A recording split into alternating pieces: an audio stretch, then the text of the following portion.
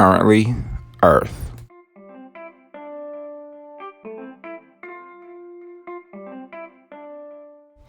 On June 14th, in 1777, the Continental Congress adopted a resolution stating that the flag of the United States be 13 alternate stripes, red and white, and that the Union be 13 stars, white in a blue field, representing a new constellation. National flag, which became known as the Stars and Stripes, was based on the Grand Union flag, a banner carried by the Continental Army in 1776 that also consisted of 13 red and white stripes. Philadelphia seamstress Betsy Ross designed the new canton for the Stars and Stripes, which consisted of a circle of 13 stars and a blue background, at the request of General George Washington.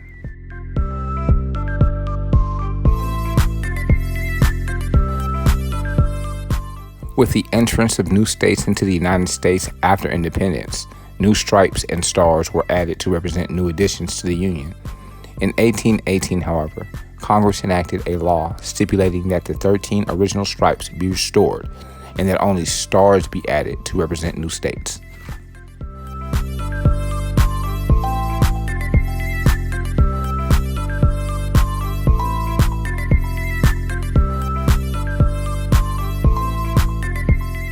On June 14th in 1877, the first Flag Day observance was held on the 100th anniversary of the adoption of the Stars and Stripes. As instructed by Congress, the U.S. flag was flown from all public buildings across the country. In the years after the first Flag Day, several states continued to observe the anniversary, and in 1949, Congress officially designated June 14th as Flag Day, a national day of observance.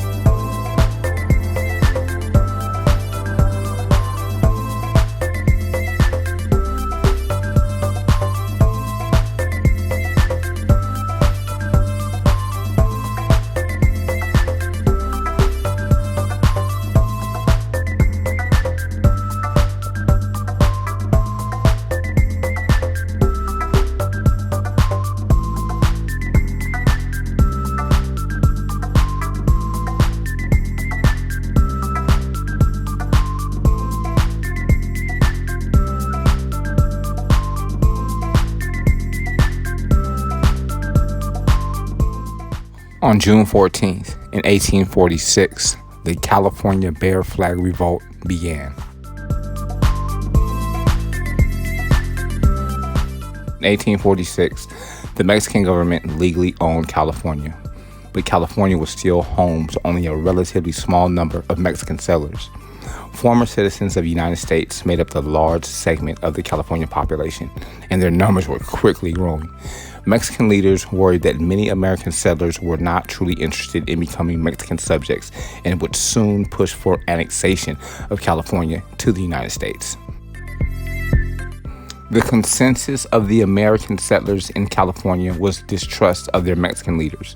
When rumors of an impending war between the U.S. and Mexico reached California, many Americans feared that Mexicans might make a preemptive attack to forestall rebellion. In spring of 1846, the American Army officer and explorer John C. Fremont arrived at Sutter's Fort.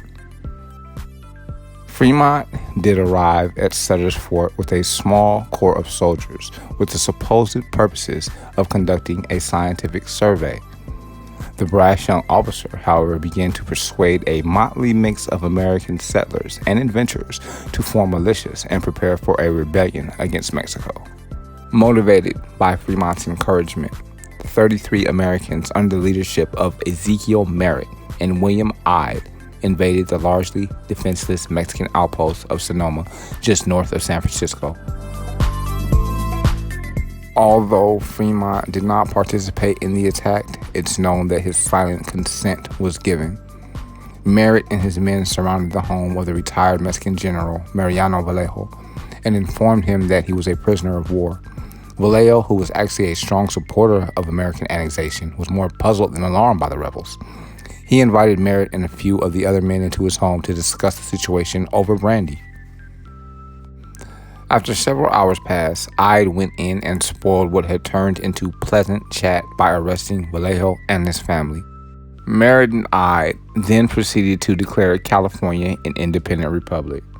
With a cotton sheet and some red paint, they constructed a makeshift flag with a crude drawing of a grizzly bear, a lone red star, and the words California Republic at the bottom. After a few minor skirmishes with Mexican forces, Fremont officially took command of the Bear Flaggers and occupied the unguarded Presidio of San Francisco on July 1st. 6 days later, Fremont learned that American forces under Commodore John D. Sloat had taken Monterey without a fight and officially raised the American flag over California. Since the ultimate goal of the Bear Flaggers was to make California part of the U.S., they now saw little reason to preserve their government.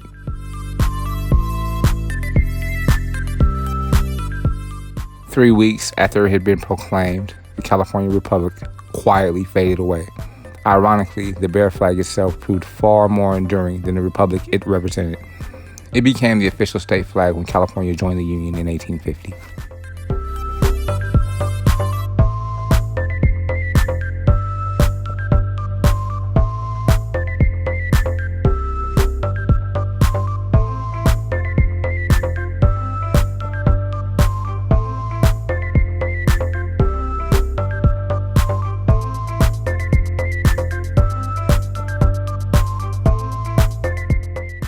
On June 14th, in 1922, President Warren G. Harding, while addressing a crowd at the dedication of a memorial site for the composer of the Star-Spangled Banner, Francis Scott Key, becomes the first president to have his voice transmitted by radio. The broadcast heralded a revolutionary shift in how presidents address the American public. It was not until 3 years later, however, that a president would deliver a radio-specific address. That honor went to President Calvin Coolidge. The first wireless radio was invented in 1893 by Nikola Tesla.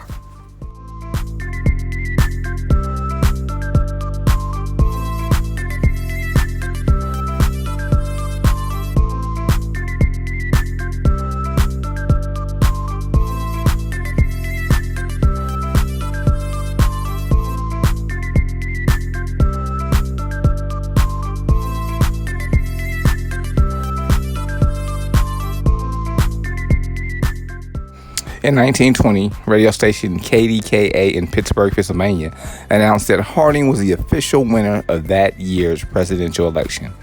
It was the first time election returns were broadcast live. Harding was an advocate for advancing technology. In 1923, he recorded a speech on an early phonograph that recorded and played back sound on wax discs. Harding was also the first president to own a radio and was the first to have one installed in the White House. In early America, presidents such as George Washington and James Monroe traveled by horseback or carriage to address the nation. They would address crowds in person and publish statements in broadsheets and early newspapers. Lincoln had the relative advantage of traveling by locomotive or using the telegraph. Telephones made their appearance in the White House in 1877 during the 19th President Rutherford B. Hayes' term. The most rapid advancement in communication for presidents definitely occurred in the 20th century. With the invention of radio and television and then the internet, politicians could transmit information instantaneously. Franklin D. Roosevelt, our 32nd president, proved a master at utilizing the radio.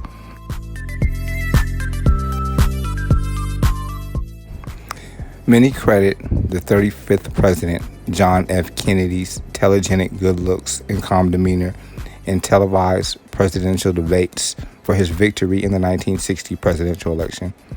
Bill Clinton was the first president to set up a White House website. The improvements in communication technology have also allowed presidents to reach substantially greater numbers of their constituents.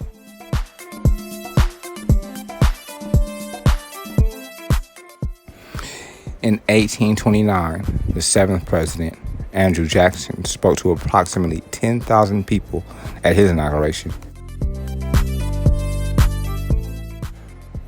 Harding's Francis Scott Key Memorial dedication was heard by 125,000.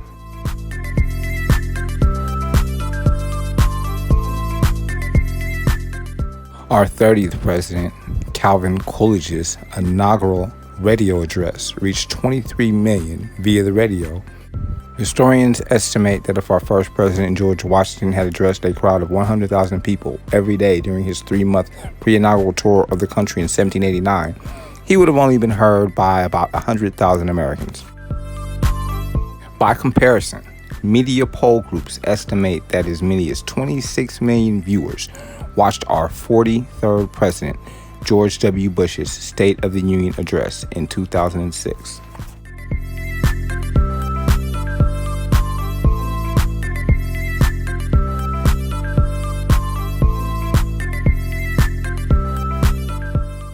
All verbal historic information promulgated on this audiogram can be verified on the website history.com.